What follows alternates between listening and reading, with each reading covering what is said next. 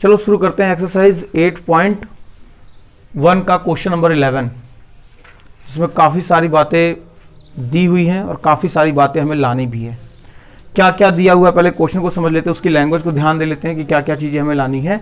हमें लाना है बेटा कि A B C and triangle D E F, दो ट्रायंगल दिए हैं ए बी सी और डी ई एफ। तो देखो डायग्राम में ये ट्रायंगल ए बी सी है, ट्रायंगल डी ई एफ, इन दोनों में ए बी इक्वल है डी ई के। तो देखो ये ए बी इक्वल है डी ई के and A B parallel to D E, ये इसके पैरेलल भी है। दूसरी बात क्या है, बी सी इक्वल है ई एफ के। तो बी सी कहाँ, ये बी सी और ई एफ ये दोनों इक्वल एंड पैरेलल है। तो हमें कुछ बातें ऐसी लानी कि A B E D is a parallelogram. सबसे पहले जिस बात को लाना है उस बात पर कंसंट्रेट करते हैं, क्योंकि काफ़ी सारे स्टेप है इसमें सॉल्व करने के। तो यदि हम पूरे एक अष्टा देखेंगे और समझेंगे तो पहली बात समझ में आते आते दूसरी बात भूल जाएगी। तो हम क्या करें, कंटिन्यूअसली एक एक स्टेप लेके सॉल्व करेंगे, ठीक है। हमें लाना है A B E D is a parallelogram. A देखो कहाँ है ए बी ई डी, मतलब किस टॉपिक की बात हो रही है, यहां से ए बी ई डी, ये हमें पैरेललोग्राम लाना है। बाकी हमको डायग्राम में कुछ नहीं देखना, हमें देखना है ये टॉपिक, ये लाइनें देखनी जो पैरेललोग्राम लानी है। तो देखो वैसे तो हम इसे पैरेललोग्राम ला सकते हैं, इसमें कई सारे ट्रायंगल बना दें, ड्रॉ कर दें डायगोनल वगैरह, तो ही पैरेललोग्राम ला सकते हैं। दूसरी बात बिल्कुल इजीली सी बात करें कि अभी हमने ये एक्सरसाइज शुरू करने के पहले थ्योरम 8.8 पढ़ी है, जिसमें ये लिखा हुआ था कि यदि किसी क्वाड्रिलेटरल की opposite side equal and parallel हो तो वो एक पैरेललोग्राम होता है। पढ़े हम, तो हम देखें कि क्या ये क्वाड्रिलेटरल है ए बी ई डी, तो हाँ ये क्लोज फिगर है, बाउंडेड है, ठीक है। तो यदि ये क्वाड्रिलेटरल है तो इसमें यदि opposite sides equal and parallel है तो ये भी इक्वल और पैरेलल होगी बाय थ्योरम 8.8। तो हम बोल सकते हैं कि ए बी ई डी एक पैरेललोग्राम है। क्लियर बातें। तो हमें जो बात लानी है वो बात यदि तुम्हें समझ में आ रही होगी, यदि ये इसके पैरेलल है और इसके इक्वल है तो फिर ये भी पैरेलल और इक्वल होगा और ये पैरेललोग्राम आ गया इजीली तरीके से थ्योरम का यूज़ करके। या फिर इसे कंस्ट्रक्शन करें, कांग्रेंस लाने की कोशिश करें, तो कांग्रेंस लाने में तो हमारा सब कहानी बिगड़ जानी है। तो देखते हैं हम प्रूफ नॉर्मल तरीके से, इजी तरीके से बिल्कुल देख रहे हैं कि ए बी ई डी, तो इन क्वाड्रिलेटरल, ये क्वाड्रिलेटरल का साइन है A B E D, A B equal है ई डी के एंड ए बी पैरेलल है ई डी के, ये क्वेश्चन में दिया हुआ है, तो गिवन है कि नहीं। तो हम जानते हैं, तो वी नो दैट, या कि यहां लिख सकते हो बाई थ्योरम 8.8 क्या जानते हैं कि we know that if one pair of opposite sides are equal and parallel in quadrilateral, then it is parallelogram। Clear होगी बातें।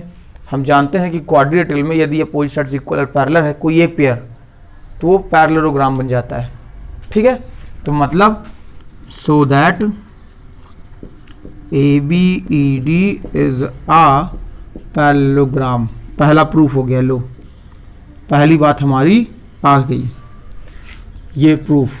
दूसरा देखो B E F C is a parallelogram. B E F C कहाँ बेटा, अब इसको देखते हैं। तो बी ई एफ सी में चलेंगे, बाकी बातें नहीं देखेंगे। देखो तो ये सैडेड रहेगा, ये डॉटेड रहेगा भी, ठीक है, क्योंकि अब हमको उसका काम है नहीं तो इसको बना दे नॉर्मल। इस बात को देखें बी सी ई एफ, मतलब यहां से ये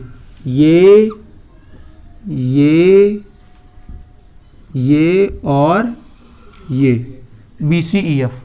तो in quadrilateral, again in quadrilateral B E F C क्या इक्वल है, बी सी ई एफ के इक्वल है। क्वेश्चन में लिखा है कि बी सी ई एफ के इक्वल है, तो सेम यही काम होगा। बी सी इक्वल है ई एफ के एंड बी सी पैरेलल भी है ई एफ के। तो जब opposite sides equal and parallel तो सिमिलरली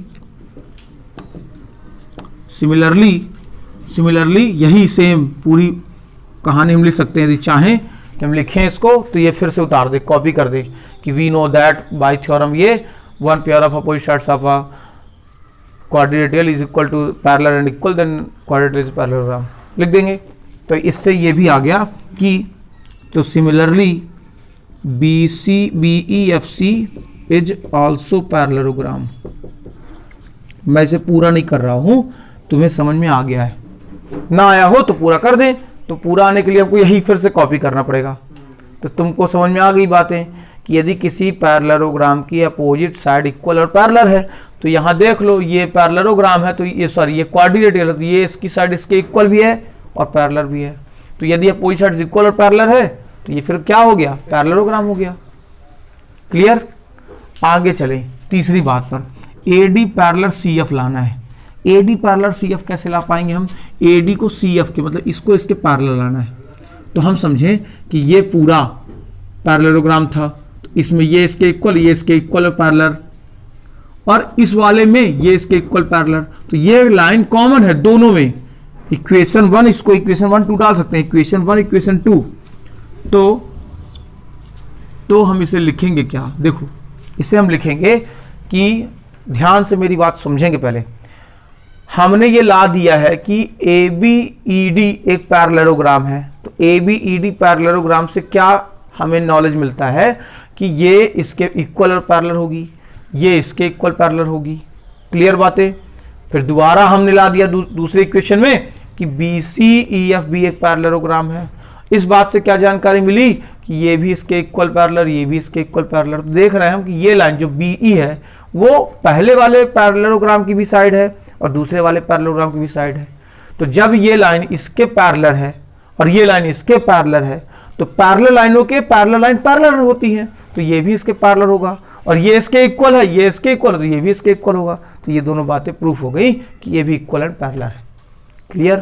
तो हम लिख सकते हैं यही कि बाई इक्वेशन 1 एंड 2, इक्वेशन 1 और 2 से, ये इक्वेशन 1 ये इक्वेशन 2, क्या है बातें बेटा कि AD इक्वल है BE के एंड AD पैरेलल है BE के है। दूसरी बात CF इक्वल है BE के एंड CF पैरेलल है BE के।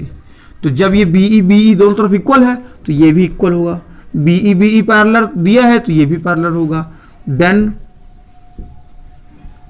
वी कैन से दैट, तो हम ऐसा कह सकते हैं कि CF भी इक्वल होगा AD के एंड CF भी पैरेलल होगा AD के। ये तीसरी बात हमारी आ गई, यही हमें लाना था तीसरी बात पर।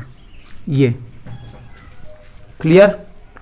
आगे चलें बेटा, आगे लाना है कि ACFD भी पैरेललोग्राम है। ACFD कहाँ है, तो ACFD इन दोनों में, ये दोनों लाइनें इक्वल पैरेलल हैं, तो अपोजिट साइड अपने आप इक्वल पैरेलल होंगे और पैरेललोग्राम बना देंगी, वो होगा। तो इन क्वाड्रिलेटरल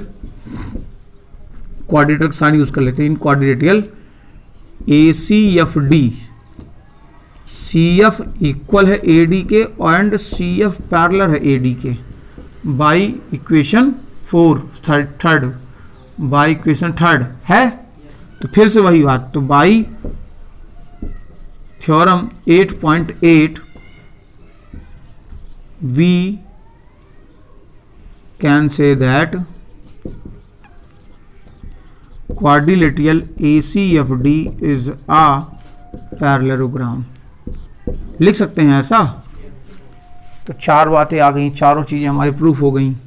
अब आगे की दो चीज़ें जो थोड़ा हो सकता है थोड़ा अलग दिखे, AC और DF को इक्वल आना। देखो तो AC और DF, तो यहीं से इस बात से हम बोल सकते हैं, तो बाई इक्वेशन 4 AC जो है वो DF के इक्वल भी आ गया, तो इक्वेशन 5 भी आ गई। क्लियर। बिल्कुल आसानी से। लास्ट कि ट्रायंगल ABC ट्रायंगल DEF दोनों कॉन्ग्रुएंस है। ये थोड़ा कठिन तुमको लग सकता है क्योंकि कॉन्ग्रुएंसी लानी है। तो हम पूरी बातें जितनी लिख दिए हैं इन सभी बातों से हम देखें कि हमें क्या क्या मिलने वाला है। ये इसके इक्वल मिल चुका है, क्वेश्चन में दिया है, ये इसके इक्वल क्वेश्चन में दिया है, और ये इसके इक्वल है, ये हमने क्वेश्चन में ये लग दिया है by question 5। Side side side property, ये भी कॉन्ग्रुएंस हो गया, तो कोई कठिनाई नहीं है। तो इन ट्रायंगल कौन कौन से, ABC एंड ट्रायंगल DEF, क्या बात है, इक्वल है बेटा, AB इक्वल है ED के, BC इक्वल है EF के, और AC इक्वल है DF के। ये गिवन, ये भी गिवन, ये बाई इक्वेशन 5 हो सकता है ये रीजन। तो यहां पर छोटे में मैं लिखे दे रहा हूं, so that by SSS property, side side side property से क्या हो गया, ट्रायंगल ABC कॉन्ग्रुएंस आ चुका है ट्रायंगल DEF के। ये छठवीं बात भी हमारी प्रूफ हो गई और क्वेश्चन खत्म। समझ में आया? लिखो, देखते हैं NCERT क्लास 9th एक्सरसाइज 8.1 का लास्ट क्वेश्चन 12। सारी बातें क्वेश्चन की जो दी हुई हैं वो मैंने यहां पहले से ही लिख दिया तुम लोगों के लिए। क्वेश्चन से ही हमने गिवन उतार दिया, ABCD is a trapezium in which AB parallel CD and AD equal BC। ये मैंने अपने से नहीं लिखा है, सारी लैंग्वेज क्वेश्चन की है, एज इट इज कॉपी कर दी मैंने। क्लियर? दूसरी बातें, टू प्रूफ में क्या क्या चीजें लाना है, एंगल ए एंगल बी के इक्वल है। कहाँ है एंगल ए? ये है एंगल ए, ये है एंगल बी। दूसरी बात, एंगल सी और एंगल डी इक्वल लाने हैं। तीसरी बात, इसके डायगोनल ड्रॉ करने के बाद जो ट्रायंगल बनेंगे उनको कॉन्ग्रुएंस लाना है। और चौथी बात, उसी ट्रायंगल से बनने वाले डायगोनल्स को हमें सिंप्लिसिटी से प्रूफ करना है। पहले इस क्वेश्चन की खास बातें पहले देखते हैं, ठीक है, जिसके कारण इस क्वेश्चन में कुछ समझा जा सकता है। तो सबसे पहली बात ये दी है कि ABCD एक ट्रेपीजियम है। ट्रेपीजियम होता क्या है, पहले तो इस बात पर थोड़ा बातें हो जाए। ट्रेपीजियम कहलाता है यदि किसी क्लोज फिगर में फोर साइड्स हो और अपोजिट टू साइड्स पैरेलल हों और इसकी कोई बाउंडेशन नहीं है कि अपोजिट साइड्स इक्वल भी हो। इक्वल से ना लेना देना हमें, है ना, और इक्वल तो यहां है भी नहीं, क्वेश्चन में नहीं दिया है ना। तो अपोजिट साइड यदि पैरेलल है, one pair of opposite sides parallel और other two sides non parallel है, तो वो ट्रेपीजियम है। और ये ट्रेपीजियम दिख रहा है कि ABCD एक ट्रेपीजियम है। ये ई बाद में हम कंस्ट्रक्शन में करेंगे, ये बुक में बना हुआ है, ठीक है, इसीलिए मैंने लिख दिया है। नहीं बना होता तो क्वेश्चन की इंफॉर्मेशन पढ़ते और एक ट्रेपीजियम बनाते, ठीक है। अब क्या लाना है बेटा हमें, AD इक्वल BC, ये लिखा हुआ है। पहली बात, ये AD और ये BC इक्वल साइडें हैं और AB पैरेलल है CD के, ये ACD ये AB दोनों पैरेलल साइडें हैं। हमें इस ट्रायंगल की सारी बातों को लेके चलेंगे। पहले ट्रायंगल आया कहां से, पहले ये बातें कर लेते हैं। तो कंस्ट्रक्शन करना पड़ेगा।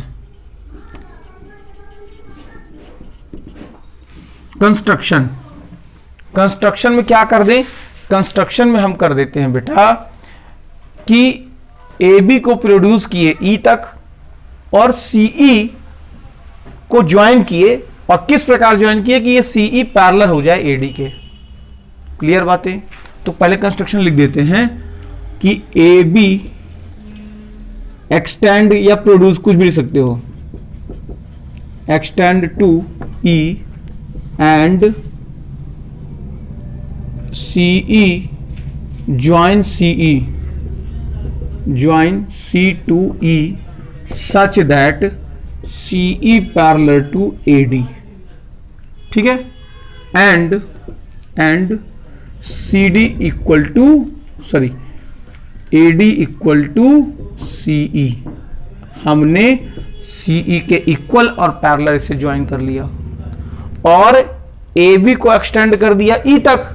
तो यदि if AB parallel to CD then AE also parallel to CD।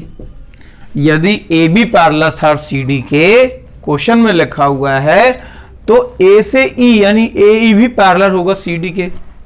और इस तरह यदि हम देखें तो ये सेम पैरेललोग्राम बन चुका है अब, ठीक है। तो तो ये बातें कंस्ट्रक्शन की है। प्रूफ में क्या करेंगे,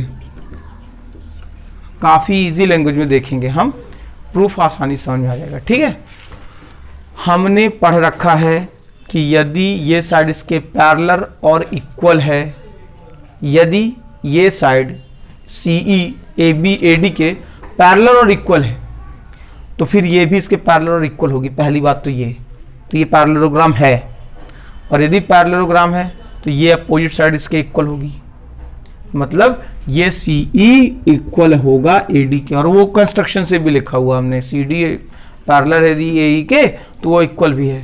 ठीक है, दूसरी बात, ये तो इसके इक्वल है ही, क्वेश्चन में दिया गया है। तो इस ट्रायंगल की मैं बात करूं तो ये एक आइसोस्केलेस ट्रायंगल बन चुका है। क्यों? क्योंकि इसकी ये साइड इसके इक्वल है और ये साइड भी इसके इक्वल है। इस बात से हमें पता चल रहा कि ये दोनों आपस में इक्वल साइड्स हैं, और जब इक्वल साइड है तो दो साइड यदि बराबर होती हैं तो उसके दो एंगल भी बराबर होंगे, मतलब ये एंगल और ये एंगल इक्वल होंगे। और जब दो एंगल इक्वल हैं तो हम सारी बातें धीरे धीरे क्लियर कर देंगे। कैसे, पहले लिख देते हैं क्या क्या बातें हैं कि in given figure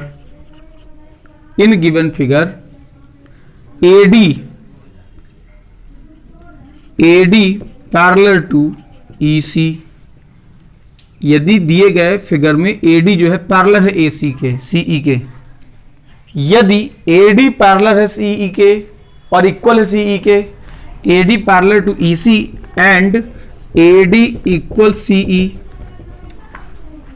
but given AD equal BC, show we can say that कि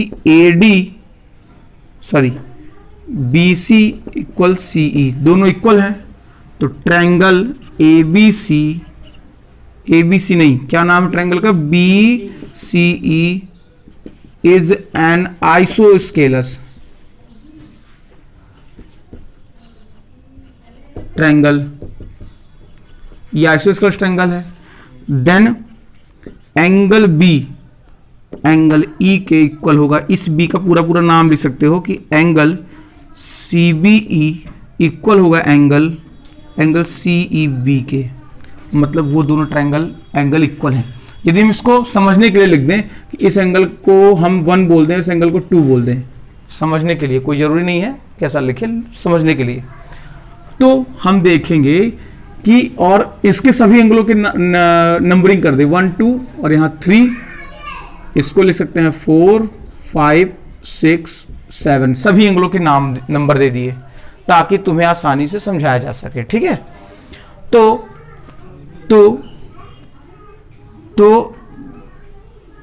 if AECD, if in AECD AD parallel CE and AD equal CE, then AECD is a parallelogram होगा। तो यदि ये पैरेललोग्राम है तो हम जानते हैं, शो वी नो दैट कि angle A plus angle E is equal होगा 180 के। ये एंगल और ये एंगल मिलाकर 180 होने वाला है, मतलब एंगल, इस एंगल का नंबर क्या है, एंगल 6 और एंगल 2 मिलाकर 180 है। क्लियर होगी बातें।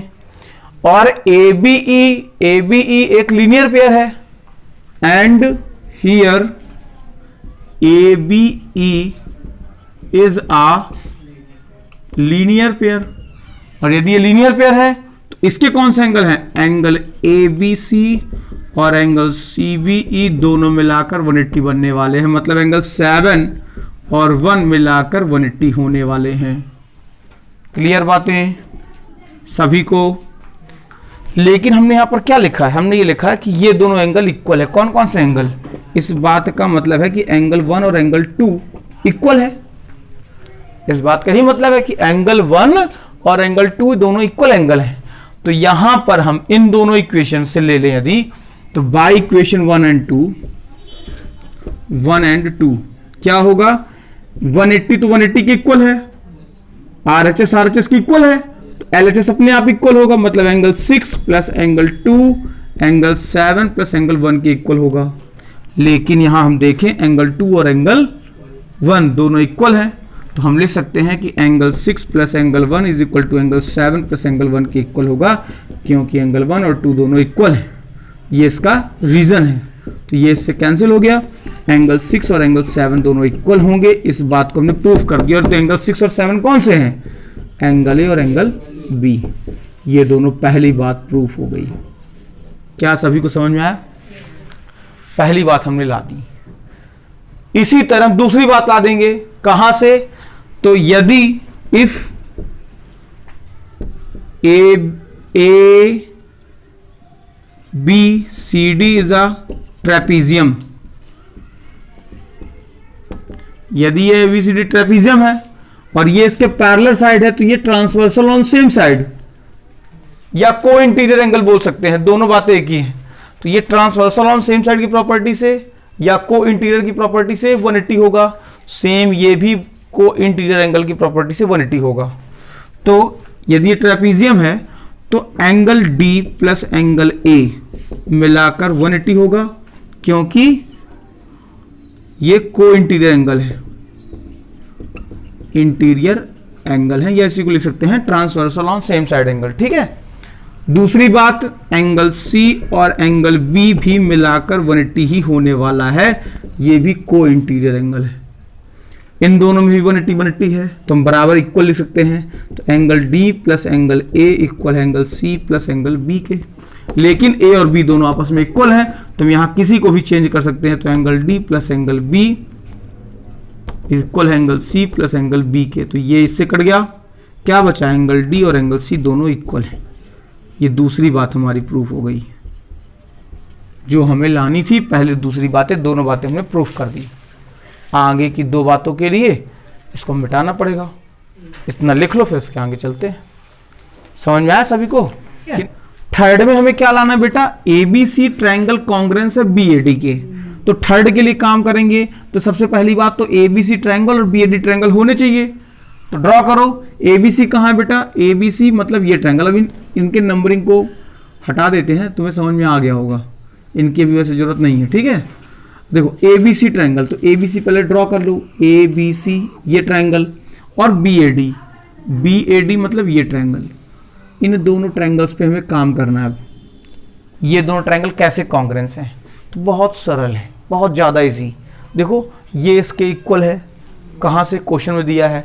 AB कॉमन है, दोनों का बेस है ये, और एंगल A और एंगल B के इक्वल ये हमने ला दिया है, तो साइड एंगल साइड प्रॉपर्टी लगेगी, कॉन्ग्रेंस आ गया, किसी को कोई प्रॉब्लम नहीं होगी। देखो कौन कौन से ट्रायंगल, क्वेश्चन नंबर 3 प्रूफ कर रहा हूं, ये है ना। तो in triangle ABC and triangle BAD, क्या बातें हैं बेटा इसमें, तो क्या बातें हैं इसमें कि AD इक्वल है BC के, क्यों, क्योंकि क्वेश्चन में दे दिया गया है। और एंगल A और एंगल B दोनों इक्वल हैं, क्यों, बाय प्रूफ, है ना, या बाय इक्वेशन फर्स्ट लिख सकते हैं। तीसरी बात, AB और AB दोनों में क्या है, कॉमन है बेटा, तो by side angle side property क्या हो गया, ट्रायंगल ABC कॉन्ग्रेंस आ चुका है BAD के। और जब दो ट्रायंगल कॉन्ग्रेंस होते हैं तो उसकी सारी बातें इक्वल होती हैं, तो ये भी आ गया, show that AC equal BD by CPCT। ये हमें लाना भी था, तो ये भी बात हमने ला दी, पूरी कहानी खत्म। यहां से लिख लो बेटा।